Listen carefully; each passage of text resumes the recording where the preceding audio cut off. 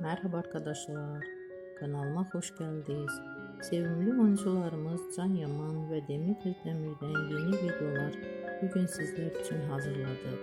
Demet Özdemir sana bir sır vereceğim. Kurt Seyit, Şura ve Çilek Kokusu dizisinde rol almış ve herkes tarafından çok beğenilmişti. Biz de sizler için onların güzel paylaşımlarını hazırladık. Bu videoların devamı gelmesini istiyorsanızsa kanalımıza abone olup yorum yazmayı unutmayın. Bizden bu kadar. Herkese teşekkür ederiz. Hoşça kalın.